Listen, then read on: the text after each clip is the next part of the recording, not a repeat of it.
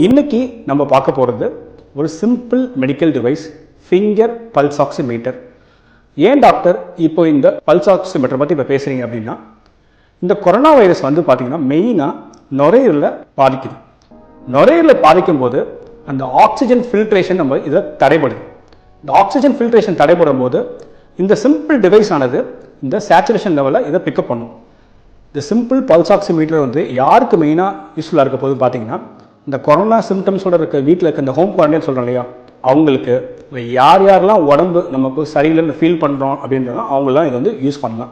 இப்போ இந்த finger pulse ஆக்சிமீட்டரை நம்ம எப்படி யூஸ் பண்ணுறான்றது ஒரு சின்ன ஒரு டெமான்ஸ்ட்ரேஷன் மூலமாக நம்ம பார்க்கலாம். இப்போ இது ஓப்பன் பண்ணலாம். இது வந்து ரோப் கொடுப்பாங்க, இது வந்து அதை பின்னாடி மாட்டிக்கிறதுக்கு. நெக்ஸ்ட்டு இதுதான் வந்து ஃபிங்கர் பல்ஸ் ஆக்சிமீட்டர். இதில் வந்து 2 AAA சைஸ் பேட்ரி. இப்போ என்ன பண்ணோம் அப்படின்னா, இந்த பேக் சைஸில் இந்த பேட்டரிக்கு ஓப்பன் பண்ணுறோம். இதில் 2 AAA சைஸ் பேட்டரி நம்ம இதில் போட்டு ஸோ இதை ஆன் பண்ண போகிறோம். ஆன் பண்ணக்கப்புறம் இந்த இண்டெக்ஸ் ஃபிங்கரை நம்ம இதில் ப்ரோபில் ப்ளேஸ் பண்ண போகிறோம். ஸோ இந்த ஃபிங்கர் பல்ஸ் ஆக்சிமீட்டர் வந்து 2 பேராமீட்டர் இதில் நம்ம மானிட்டர் பண்ணலாம். ஒன்று வந்து பார்த்தீங்கன்னா SpO2ன்னு சொல்கிறோம், ரெண்டாவது பார்த்தீங்கன்னா பல்ஸ் ரேட்னு சொல்கிறோம். இந்த SpO2ன்றது என்னென்னா, பிளட்டில் இருக்க ஆக்சிஜன் லெவல் கேரிங் கெப்பாசிட்டி தான் இந்த SpO2.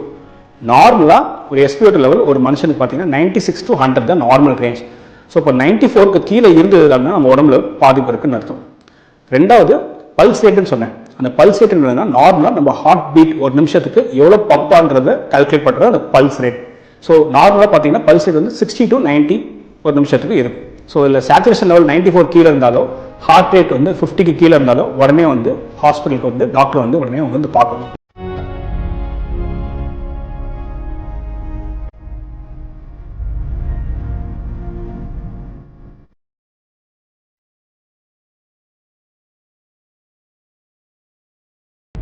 With this simple device, with these 2 parameters, we can save so many lives. Thank you.